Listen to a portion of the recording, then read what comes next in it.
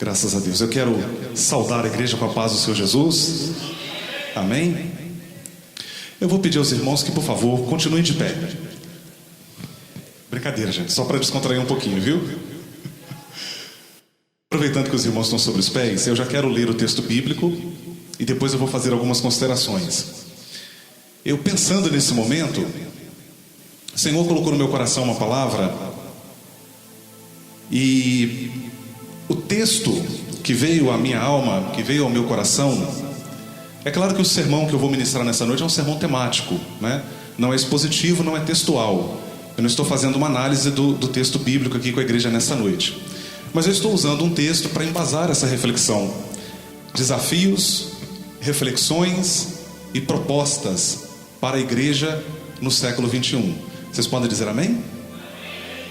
Eu penso, queridos, que não basta perceber os problemas, é preciso indicar saídas. Amém, queridos? E é com esse sentimento que eu quero compartilhar a palavra de Deus com os irmãos. Segundo Samuel capítulo 1, localizaram? Primeiro eu quero ler com os irmãos os versículos 3 e 4. Vocês vão perceber que a minha versão é um pouquinho diferente, mas foi de propósito, porque é uma versão bem expressiva, com uma linguagem bem contemporânea.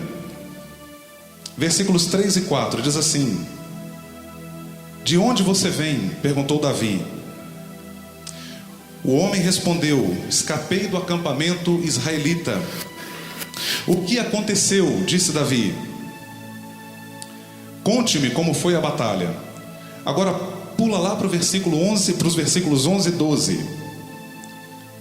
Versículos 11 e 12. Quando ouviram a notícia, Davi e seus homens rasgaram as vestes. Versículo 12. Lamentaram, choraram e jejuaram o dia todo por Saul e seu filho Jonatas, pelo exército do Senhor e pela nação de Israel, pois naquele dia muitos haviam morrido pela espada. Agora, para finalizar, versículos 17 a 19. É onde nós vamos ler um trecho do cântico que Davi compôs para Saul e Jonatas. Versículos 17 a 19.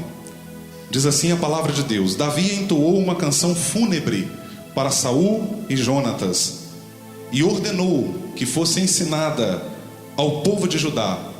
Ela é conhecida como o Cântico do Arco e está registrada no livro de Jazar. Seu esplendor, ó Israel, está morto sobre os montes. Como caíram os valentes. Os irmãos podem dizer graças a Deus pela leitura do texto? Prometem que não vão dormir durante a minha ministração? Olha lá, irmãos, falar a verdade, hein? Vamos ao Senhor em oração? Ó Deus, te louvamos por esse culto tão marcante, pela tua presença notória entre nós. E nós estamos aqui, Senhor, para te adorar, para cultuar ao Senhor, para ouvir a sua palavra neste momento. Te agradecemos porque o Senhor nos trouxe até aqui. Somos pecadores, ó Deus, somos falhos, Senhor, mas nos colocamos diante de Ti como inteiramente dependentes de Ti, sabendo que o Senhor é que cuida de nós, sabendo que o Senhor é que nos renova, que nos capacita, é que nos ajuda a passar pelas adversidades da vida. Continua, Senhor, falando aos nossos corações, porque eu estou certo de que o Senhor já tem falado. Esses louvores maravilhosos que foram entoados, a unção do Senhor presente neste lugar, na vida das irmãs, irmãos que adoraram, e agora queremos ouvir a sua voz através da palavra. Oramos, rogamos ao Senhor em nome de Jesus. Amém e amém. Graças a Deus. Por favor, irmãos, agora sim assentem-se, né? Agora sim. Meus amados, eu quero então nesta noite refletir com os irmãos antes de... Obrigado, irmão Alvino, o Senhor sempre muito gentil, prestativo, proativo. Faltariam-me adjetivos para defini-lo. Queridos irmãos, eu queria compartilhar com os irmãos aqui uma alegria. Vocês sabem que um problema compartilhado é um problema dividido, você diminui o sofrimento, né? Quando você compartilha os seus problemas. Mas uma alegria compartilhada é uma alegria multiplicada, né? Então eu queria compartilhar com os irmãos aqui uma alegria, uma vitória que é uma vitória pessoal, mas eu quero torná-la coletiva. a editora Reflexão de São Paulo comprou a ideia da publicação da nossa enciclopédia. Possivelmente sai esse ano, talvez não 2020, mas a editora comprou a ideia, nós já fechamos com eles. Eu estou buscando agora um patrocínio, porque como eu estou publicando em parceria com a editora, isso gera também um investimento. Não é gasto, né? Gera um investimento também da nossa parte. Eu estou buscando uma parceria. A obra, depois de pronta, terá 1.800 páginas. É um trabalho de 10 anos de pesquisa, de 10 anos de produção textual. E, Pastor Abel, você tem muitos amigos, mas eu duvido que você tenha um amigo que tenha publicado uma enciclopédia além de mim. E eu queria que vocês orassem por esse projeto. É um projeto ousado, é algo novo no mercado editorial. E queria que vocês comprassem a editora, depois, a enciclopédia, depois que for publicada. Amém, irmãos? É impressão minha, ninguém falou amém.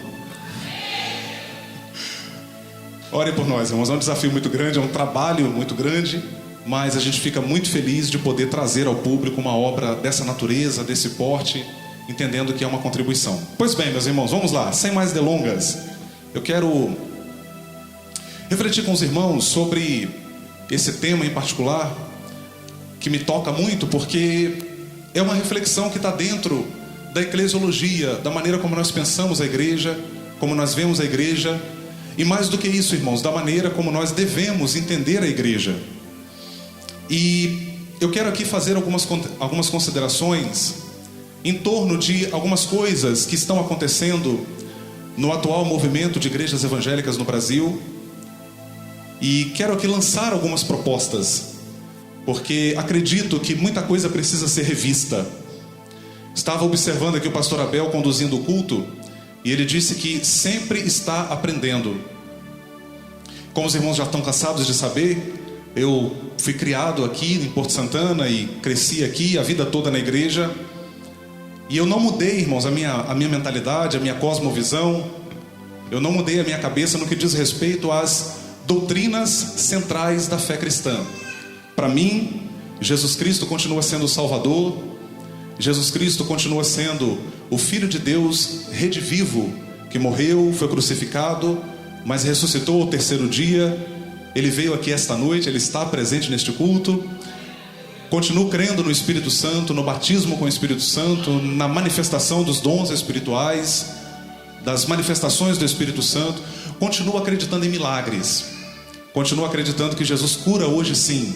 Embora eu não acredite que Ele vai curar sempre, vai curar todos. Ele faz conforme a vontade dEle, como Ele quer. Continuo acreditando em milagres, mas abro o coração para a igreja nesta noite, que ao longo dos anos, vendo tanta coisa, observando tanta coisa, eu repensei muita coisa no cristianismo. Eu repensei muita coisa no Evangelho. Eu repensei muita coisa a respeito da nossa condição como igreja, a respeito de quem nós somos, para onde estamos indo e a respeito do que estamos fazendo. Uma primeira coisa que eu queria destacar para os irmãos nesta noite é que nós vivemos um momento na igreja brasileira, talvez como nunca antes. A graça e o perdão precisa ser colocada em lugar da vingança. Eu vou repetir a minha fala. A graça e o perdão precisam ser colocados em lugar da vingança. Davi, ele não comemora a morte de Saul. Pelo contrário, ele lamenta profundamente a morte daquele homem. Devo lembrar aos irmãos nessa noite que Saul foi aquele homem, Saul foi aquele rei que perseguiu Davi, que tentou matar Davi, que orquestrou a morte de Davi, que levantou um exército para ferir Davi, para fazê-lo cair. Saul foi aquele homem que teve inveja. Você que está aqui nesta noite e me ouve, você já sofreu com a inveja de pessoas contra você? Se você já sofreu com a inveja de alguém, você sabe o quanto isso dói, o quanto isso machuca. Saul foi um homem que fez muito mal a Davi. Mas quando Saul cai no campo de batalha, Davi não comemora a sua morte. Quando Saul cai no campo de batalha, diz a Bíblia, nós acabamos de ler o texto, Davi lamenta profundamente, e ele entoa um cântico em homenagem a Saul, e em homenagem a Jonatas. Jonatas, aquele que fora seu amigo, aquele de quem Davi vai dizer: o seu amor me é maior que o amor das mulheres. Isso não tem uma conotação homossexual, pelo contrário, ele está falando da profundidade da amizade que ele tinha com Jonatas. E quando eu olho para Davi, quando eu olho para essa atitude de Davi, eu vejo em Davi não apenas um guerreiro feroz na batalha, mas um homem que manifesta uma grande humanidade. Um homem que manifesta uma notável capacidade de perdoar, de olhar para trás e não ver apenas o que de ruim lhe fizeram, mas o que de bom aquela pessoa fez. E ele lamenta a morte de Saul.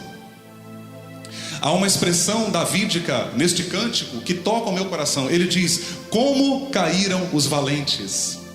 Queridos irmãos, a minha geração, ela vê, a minha geração de evangélicos, a minha geração de crentes, ela vê, ela viu e ela continua vendo pessoas pegando o celular para contar o fracasso de outras pessoas.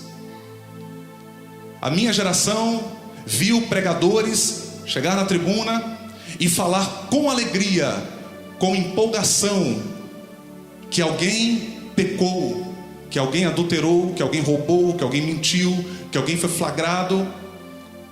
A minha geração tem visto isso.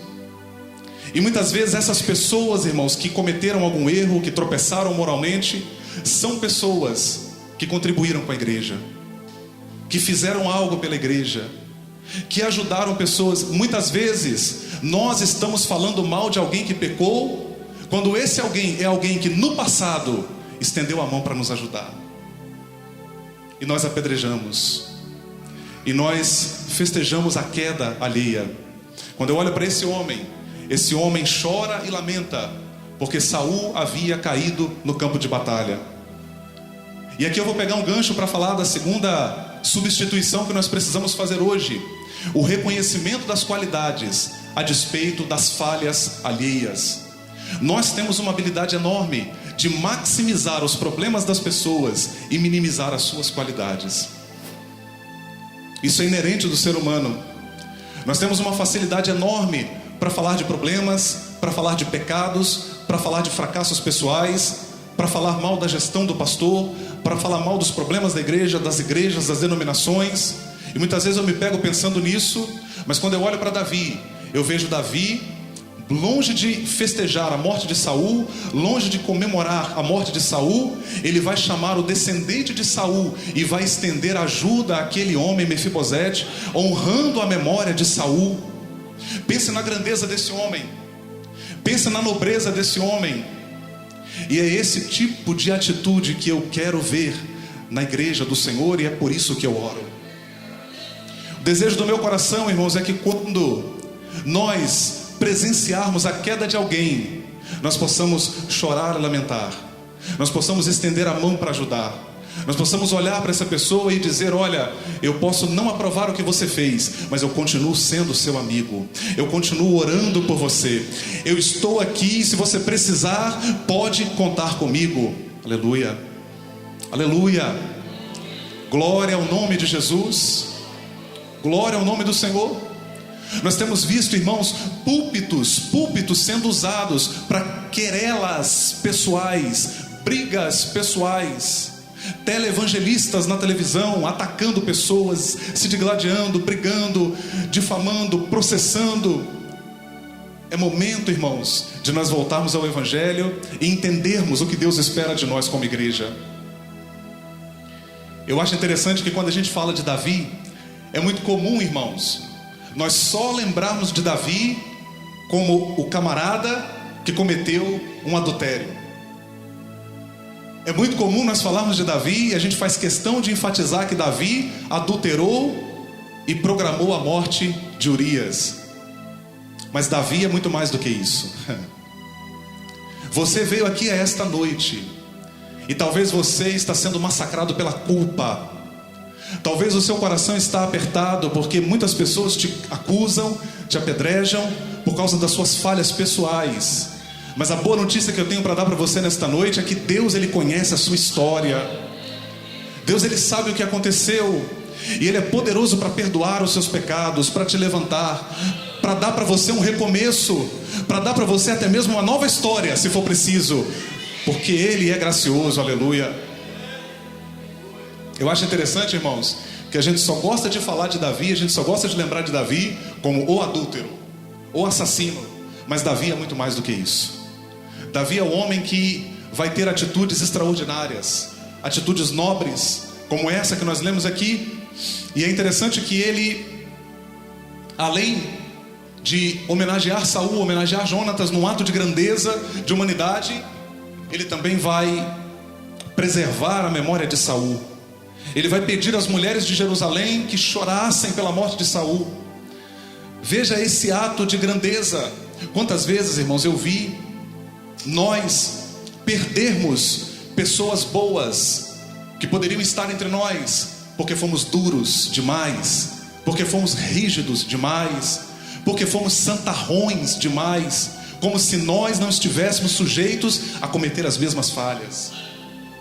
Quantas vezes nós condenamos divorciados, quantas vezes nós condenamos pessoas que cometeram deslizes morais, quantas vezes nós somos hábeis em apontar o erro alheio e esquecemos que nós somos sujeitos a fracassar também. Quando você reconhece a sua condição como pecador, quando você percebe o quanto você é suscetível, você pensa duas vezes antes de lançar mãos em pedras para jogar nos outros. Lembra de João 8?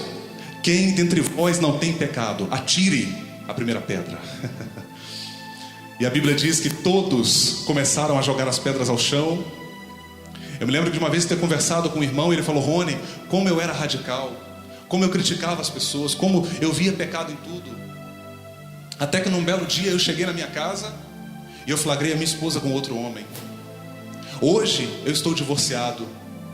Hoje o meu casamento acabou. E eu tenho repensado a minha condição como crente. Percebam, irmãos, a nossa habilidade muitas vezes de apontar o erro dos outros e de dizer como as pessoas deveriam agir, porque nós somos muito bons nisso, né? É muito fácil dizer, fulano tinha que ter feito isso, ciclano tinha que ter agido assim. Mas o fato é que muitas vezes nós não vivemos o que aquela pessoa viveu. O fato é que muitas vezes nós, com o nosso discurso de santidade, na verdade o que nós somos é incapazes de nos colocar no lugar do outro e tentar viver o que ele está vivendo, ou pelo menos assimilar o que ele está passando, para estender a mão, para tentar ajudar. Veja, irmãos, olhe para mim. Eu não estou aqui nesta noite como alguém que não teme a Deus, que não entende o quão problemático é o pecado. O pecado é pecado, ele será pecado no século 21, no 22, ele foi pecado no século 1. O pecado é pecado, falhas morais são falhas morais. Mas o que eu estou tentando compartilhar com a igreja nesta noite é que a igreja do Senhor Jesus não é um mausoléu de santos. A igreja é um hospital para pecadores. A igreja é um lugar para que pessoas sejam curadas.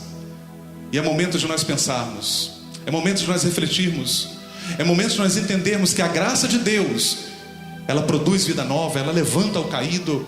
Mas a graça de Deus se manifesta através de mim, através de você, através de nós. A graça de Deus se manifesta no abraço que você dá, na mensagem que você manda, na visita que você faz. A graça de Deus se manifesta quando você é capaz de sentar com alguém e ouvir o que essa pessoa tem a dizer. Deus está aqui, irmãos, Deus está falando. Deus está mexendo com a nossa estrutura. Eu fico vendo às vezes, irmãos, olhe para cá. Eu fico vendo às vezes essas pregações, sabe, radicais demais, esses discursos de santidade que a gente vê.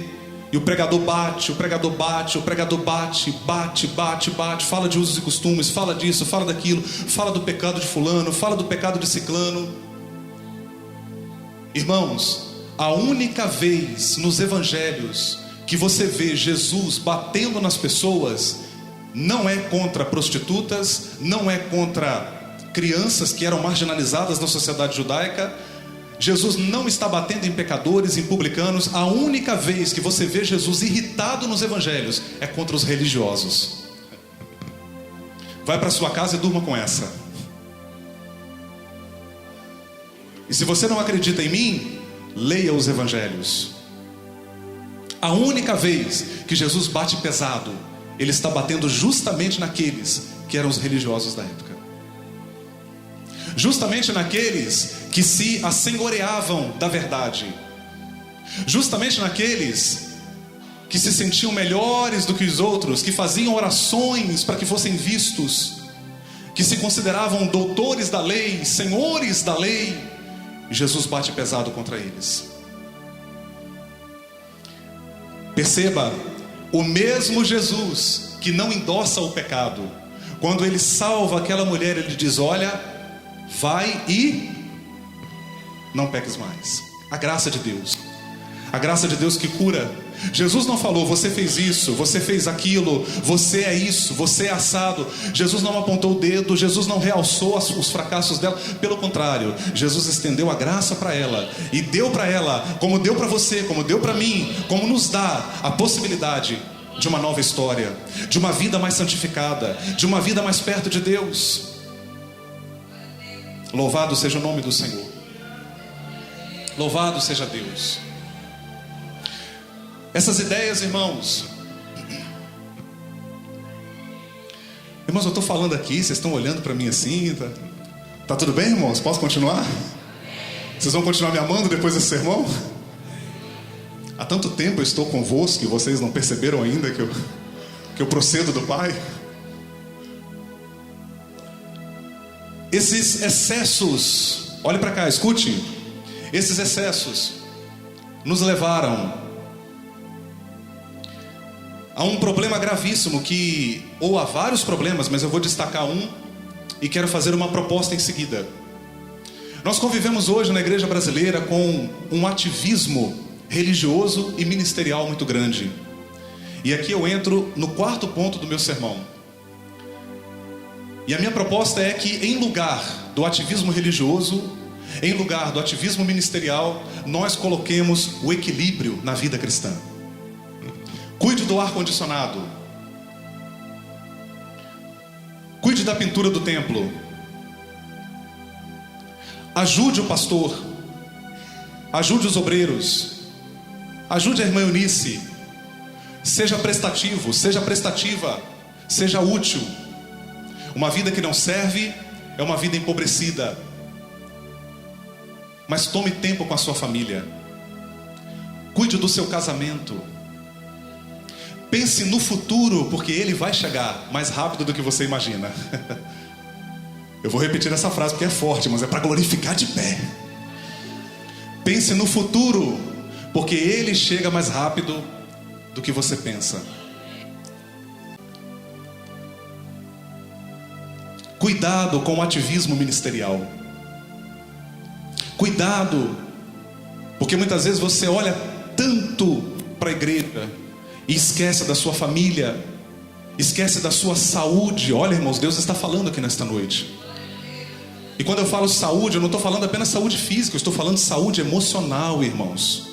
O que tem de gente no nosso meio destruída emocionalmente, casamentos arruinados, casamentos que tem jeito, que tem solução, mas as pessoas foram tomadas por um ativismo religioso. Hoje, eu me lembro de ter ouvido um pastor amigo, ele falou isso de púlpito, irmãos. Um obreiro chegou para ele e falou para ele, falou: pastor, meu casamento está assim, assim, assim, assado.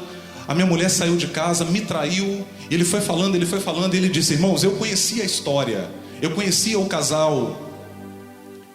E aí ele conta que ele foi ouvindo aquele irmão. No final da fala daquele irmão, aquele pastor virou para ele e falou bem assim: irmão, você sabe do que a sua mulher está precisando? Aí o irmão olhou para ele: como assim, pastor? Você sabe do que sua mulher está precisando? Ele disse: do que, pastor? Sua mulher está precisando de um homem. É disso que a sua mulher está precisando.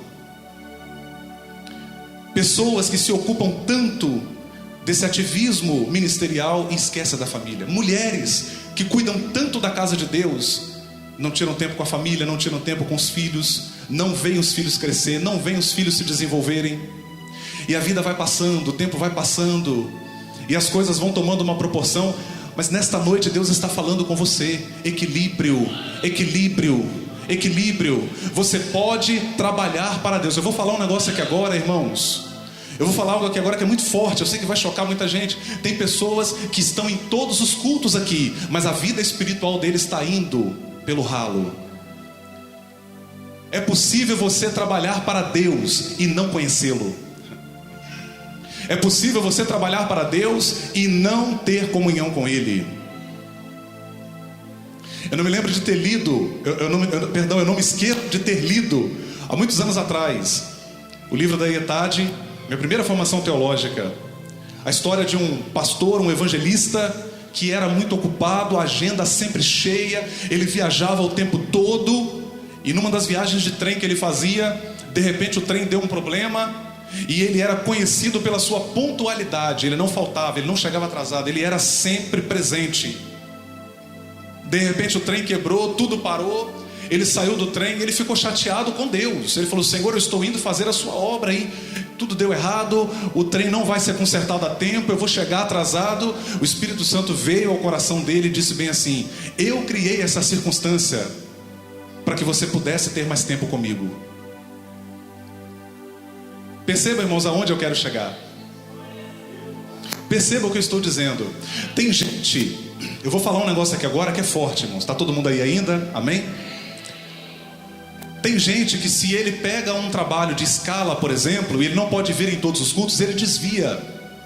Já viu isso? Tem pessoas que entram num trabalho, o trabalho dele de escala, ele agora fica impedido de frequentar os cultos, ele abandona a fé, ele abandona a igreja, porque a vida espiritual dele é uma vida de bengala, é uma vida arrastada, é uma vida que não transborda para fora desse templo. Eu não estou com isso, irmãos, em hipótese alguma, dizendo que esse momento não é importante. Cultuar a Deus, estar no culto é fundamental para a nossa vida espiritual. Mas entenda, a vida cristã não pode se limitar apenas aqui. Você precisa desenvolver a sua vida de oração, a sua vida de devoção, na sua casa, no quarto, enquanto você está lavando vasilha, você está ouvindo louvor, você está no computador, você está na fábrica. Onde você estiver, você continua sendo crente. Você continua tendo a presença do Espírito em você. Você é a igreja por onde você vai e por onde você passa. Glória a Deus. Glória ao nome de Jesus. Nós convivemos hoje, irmãos, com uma apologética agressiva. Nós convivemos com uma apologética que está preocupada em vencer o debate. Não se preocupe, irmãos. 10h20 eu devolvo o microfone. Amém? Eu só ouvi um amém. Eu já estou terminando.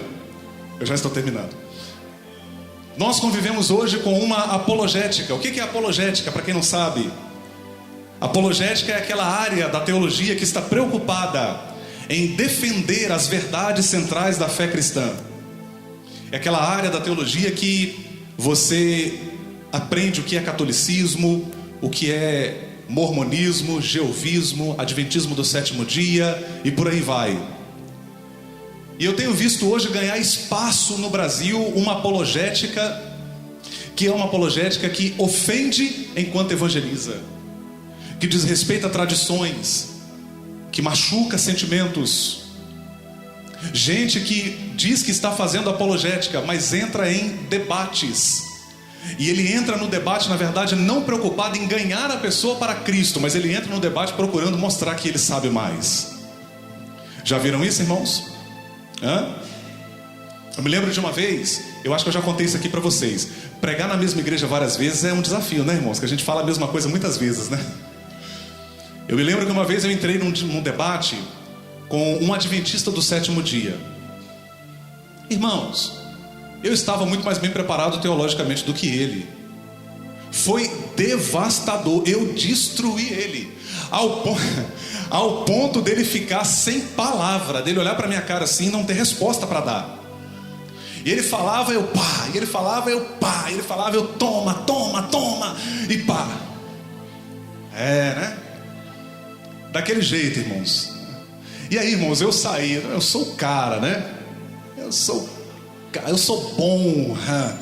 Minha apologética, no debate ninguém me vence. O Espírito Santo veio ao meu coração e me fez uma pergunta.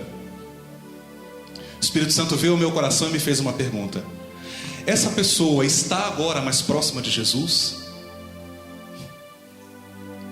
Claro que não. Ele saiu dali humilhado, constrangido e com certeza não querendo mais falar comigo. Perceba, irmãos, apologética não é isso. Apologética é você desenvolver relacionamento com a pessoa. É você chamá-la na sua casa, sentar com ela e apresentar o evangelho para ela. É quando ela convive com você, ela vê Cristo em sua vida e não apenas no discurso. Isso é apologética. É quando você é capaz de ouvir tudo que ela tem para dizer, tudo aquilo que ela acredita. Você pode não acreditar em nada, mas você ouve e em seguida você apresenta o evangelho. Você não está preocupado em vencer a pessoa, você está preocupado em ganhá-la para Jesus. É diferente. É diferente. O século XX teve um teólogo brilhante chamado Francis Schaeffer. Leia Francis Schaeffer. Ele vai dizer o seguinte: você só será capaz de evangelizar uma pessoa se você conseguir sentar para tomar um café com ela. Isso é uma verdade. Você já ouviu alguém dizer para você assim: se um dia eu for crente, eu quero ser como você? A gente precisa pensar nisso, irmãos.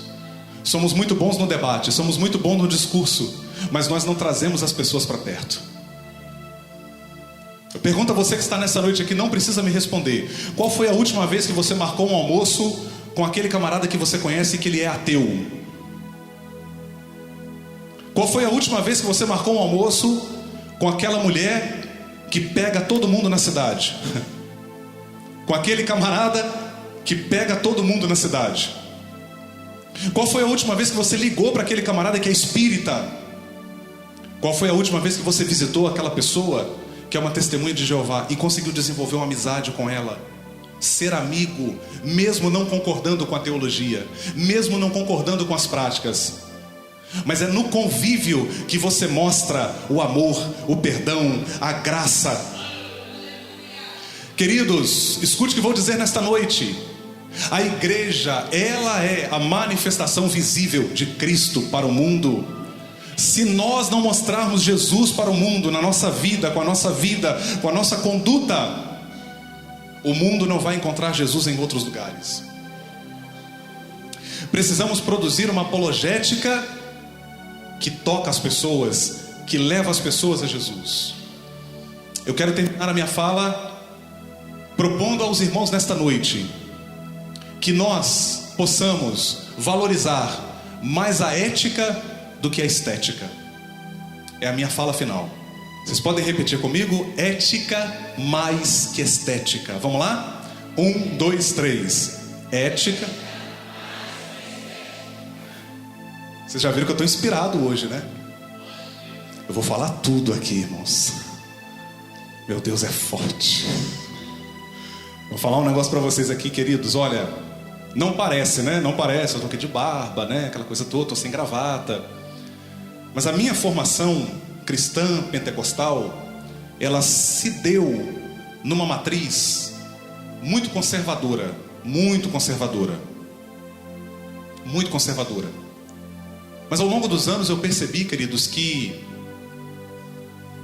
um exterior, escute isso, um exterior visualmente agradável, que não é resultado de um coração transformado, é só um personagem procurando agradar os telespectadores.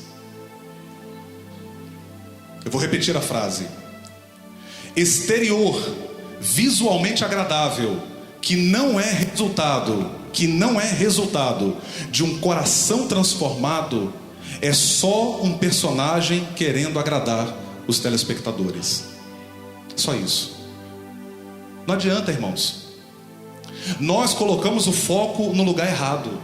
A gente ficava querendo obrigar as pessoas a usar isso e aquilo, a fazer assim e assado, quando na verdade nós deveríamos apresentar o Cristo às pessoas. Porque quando o Cristo entra em você, não precisa ninguém mandar, você faz voluntariamente. Quando Cristo entra em você, você não faz porque está sendo observado, você faz porque você foi transformado pela graça de Deus. Oh, aleluia, Deus está aqui nesta noite, irmãos. E às vezes a gente olha para alguém que visualmente não corresponde aos nossos padrões religiosos, até que você convive com ele e com ela, e você descobre que ele é mais crente que você. Ah, Jesus está falando, eu estou te vendo, Jesus. Não é assim? Nós, com os nossos padrões, e aí Deus coloca pessoas na sua vida que você fala: rapaz, o camarada é mais crente do que eu. O camarada compra e paga. O camarada não fala mal de ninguém, eu falo mal de todo mundo. O camarada trata a esposa melhor do que eu trato a minha. O camarada faz mais cultos domésticos do que eu. Tem 1 ano que eu não faço um culto na minha casa. O camarada faz isso todo dia. Percebam, irmãos, percebam. O Evangelho, ele entra em você e ele explode externamente num processo natural. Um erro grave que nós cometemos, irmãos: a pessoa vem do mundão, chega aqui dentro, a gente quer empurrar nele aquele monte de usos e costumes e achar que ele vai... Irmãos, quem muda o homem é o Espírito de Deus, é o Espírito Santo. Não adianta. Se o Espírito de Deus não entrar em você, você não abrir o coração para ele, ninguém vai mudar você. O ser humano, ele é um ser por essência livre, e as mudanças que ele adota na sua vida, ele adota por convencimento, porque ele foi convencido. Não é por acaso que a Bíblia diz: o Espírito que convence o homem. Charles Spurgeon disse: ou nós seremos salvos, verdadeiramente ganhos pela verdade, ou nada mais poderá nos ganhar, apenas a verdade. Nesta noite, Deus nos chama, irmãos, para um engajamento maior, para um comprometimento maior, para o aprofundamento da vida cristã, para uma vida que é mais ética do que estética, embora o exterior seja importante. Deus nos chama para estendermos a mão para aquelas pessoas que tropeçaram, e que quando nós olharmos para o erro alheio, nós possamos olhar e dizer: eu também sou sujeito a errar, portanto eu vou me compadecer. Deus está nessa noite nos chamando para sermos como Jesus, que olhando para as multidões, teve compaixão delas. Compaixão. Você veio aqui esta noite, irmãos, é por isso que eu não adoto esse estilo de vir pregar e ficar batendo na igreja, agredindo as pessoas com palavras, porque vocês vieram aqui, vocês são pessoas batalhadoras, guerreiras. Você trabalhou a semana toda. Muitos de vocês aqui levantam cedo. Muitos de vocês aqui trabalham em 2 empregos. Estão enfrentando problemas de saúde, problemas em casa, lutas, adversidades, limitações. E você veio aqui nessa noite para ouvir uma palavra de Deus, para sair daqui renovado. Você veio aqui para ouvir que Deus está com você na caminhada e Ele não te desampara. E a minha oração é que você saia daqui desta noite renovado, que você volte para sua casa mesmo na adversidade, mas que você volte com o ânimo recobrado, entendendo que Ele não te desampara, que Ele vai com você nas agruras da vida.